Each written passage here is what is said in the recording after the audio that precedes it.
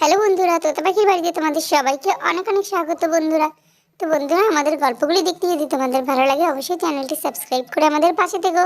তো চলো, আজকের গল্পটা কিন্তু দুর্দান্ত মজাদার হতে চলেছে, কেউ একটু স্কিপ না করে পুরো গল্পটা দেখতে থাকো। আরে সত্যি যা গরম পড়ছে না আজকে, কিচ্ছু ভালো লাগছে না, খেতেও ইচ্ছে করছে না, কোনো কাজ করতেও আর ভালো লাগছে না। বাবা এত গরম, গরমে মনে হচ্ছে এবারে পাগল হয়ে যাব। হ্যাঁ গো দিয়া, যা বলেছ, বড্ড গরম পড়েছে এবছর। সত্যি কিচ্ছুটি ভালো লাগছে না, গরমে সত্যি বড় অস্থির লাগছে। রান্নাঘরেও ঢুকতে ইচ্ছা করছে না। কি করি বলো তো, রান্নাবান্না তো কিছুই সেভাবে হয়নি। দুপুরে কি খাওয়া দাওয়া হবে আজকে? ও মা, এই গরমে পান্তা ভাতই ভালো লাগে গো। ও ছাড়া আর কিচ্ছুটি খেতে মন করে না। পান্তার সাথে দই আর একটু ভাজা ভুজি। হ্যাঁ মা, দেখি একদিন না বাড়িতে বেশ ভালো করে পান্তা ভাত করতে হবে। হ্যাঁ, অনেকদিন খাওয়াও হয়নি, এই গরমে সত্যিই খুব ভালো লাগে। কিন্তু আজ দুপুরে ভাবছি তাহলে একটু টক ডাল আর আলু সিদ্ধ, পটল ভাজা আর একটু মাছ ভাজা করে নেব। তাহলে হবে তো মা? হ্যাঁ বৌমা, ওতেই হবে। এই গরমে টক ডাল, তেতো এগুলোই খেতে ভালো লাগে কো। তা বলি, খোকারা কখন আসবে কিছু জানো তুমি? না মা, আমাকে তো সেরকম আলাদা করে কিছু বলে যায়নি, বললো তো কাজ হয়ে গেলে চলে আসবে। বৌদি, তুমি কালকে দই পাতানি কেন গো? দই দিয়ে কি হবে? আজ না একটু ঠান্ডা কিছু খেতে ইচ্ছে করছে। ঘরে দই পাতা থাকলে বলতাম একটু শরবত করে দাও, মানে ওই লস্যি বানিয়ে দাও আর কি। খুব ভালো লাগে, কিন্তু এই গরমে কিন্তু লস্যি খেতে বেশ ভালো লাগে। হ্যাঁ যা বলেছো, দই তো এমনিতে পাতা থাকে দুপুরে ভাতের সঙ্গে খাওয়ার জন্য, কিন্তু আজ না দই আর পাতা হয়নি। কি করব তাহলে এখন বলো তো? অন্যদিন তো পাতা থাকে, তখন বলো না। আর আমারও মনে নেই। গরমে লস্যি খেতে সত্যি খুব ভালো লাগে। গরম পড়েছে রে বাবা, আর কিছু ভালো লাগছে না, ধুর। গরমে খেলতেও ভালো লাগছে না, খেতেও ভালো লাগছে না, কিছু করতেও ভালো লাগছে না, কি করি বল? সত্যি রে বোন, আমারও কিছু করতে ভালো লাগছে না এই গরমে।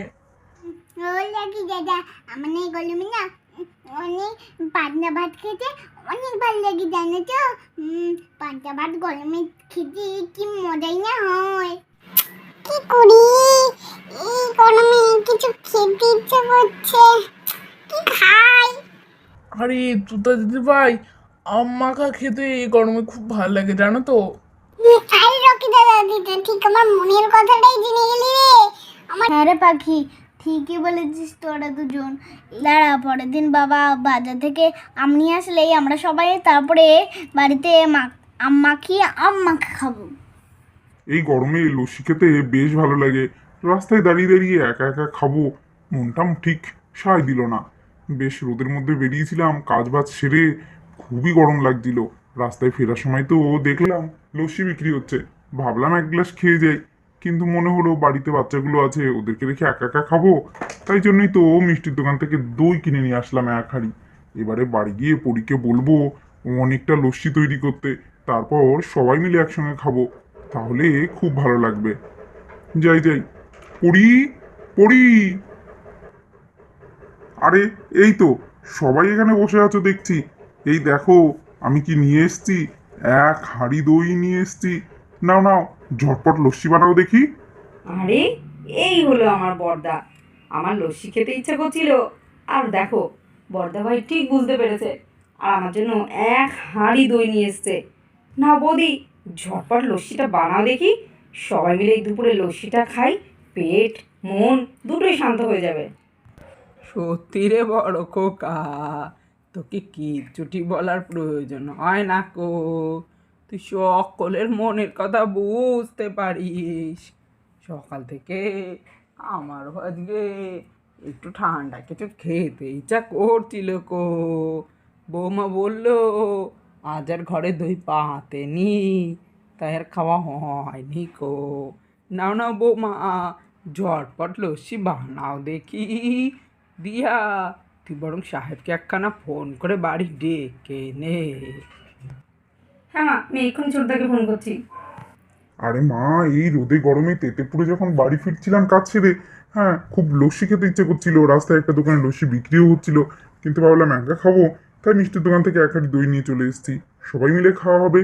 এই দেখো, এক হাঁড়ি দই আছে এখানে। নাও ঝটপট লস্যিটা বানাও দেখি। দই লস্যিটা খেয়ে তবে আমি স্নানে যাব। হ্যাঁ, এক্ষুনি বানাচ্ছি। চলো তো দিয়া, আমার সঙ্গে সব কিছু হাতে হাতে ধরে নিয়ে আসবে। আরে বাবা বাবা, তুমি এটা কি নিয়ে এসেছো? আরে পাখি বোন দেখ, এটা তো দই।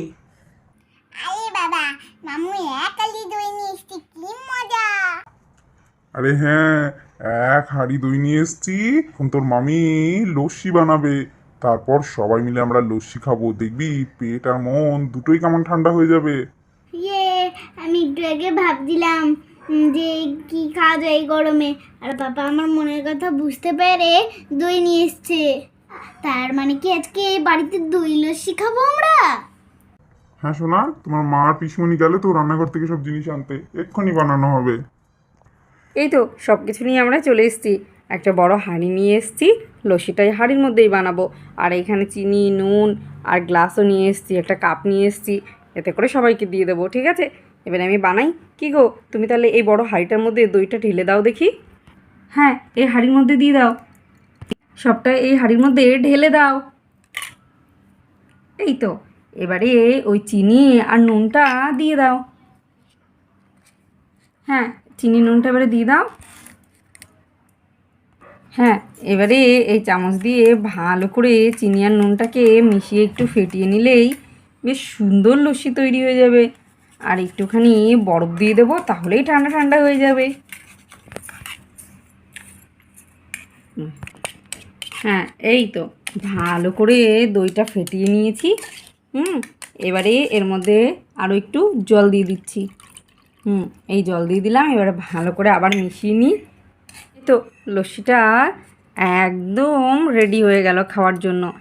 দেখো কি সুন্দর হয়েছে। একটু বরফও দিয়ে দিয়েছি, বেশ ঠান্ডা ঠান্ডা হয়ে গেছে। এবারে একজন একজন করে আমি গ্লাসে দিয়ে দিচ্ছি। ঠিক আছে? কি গো, সাহেব তো এখনও আসলো না, সে কতক্ষণে আসবে? আরে বৌদি, এই তো আমি চলে এসেছি। আর দেখো একদম ঠিক টাইমে চলে এসেছি।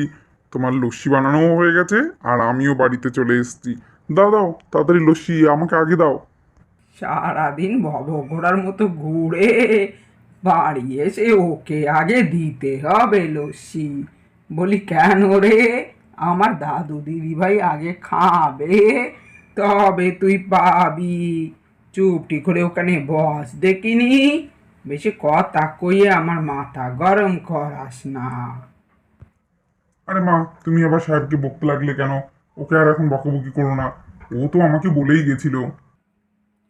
এই তুই আর বৌমা দুইজন মিলে লাই দিয়ে দিয়ে ছেলেটার মাথাটা পুরো খারাপ করে দিয়েছিস কো। অত বড় ছেলে কোনো কাম কাজ করার ধান্দা না করে সারাদিন পই পই করে ঘুরে বেড়ায়। মা, তুমি ওরকম করে আমাকে বলছো কেন? আমি তো চাকরির চেষ্টা করছি, যদি চাকরি না হয় আমি কি করবো বলো তো? আরে ভাই, তুই মায়ের কথাই কিছু মনে করিস না, জানিসই তো মা ওরকম করেই একটু কথা বলে থাকে। ঠিক আছে, চল এখন আমরা সবাই মিলে লস্যি খাই। মা, তোমার যদি কিছু বলার থাকে তুমি ওকে পরে বলো, এখন আর আনন্দটা নষ্ট করো না। চলো সবাই মিলে এখন আমরা লস্যিটা খেয়ে নিই। খাবো, আমি আগে খাবো।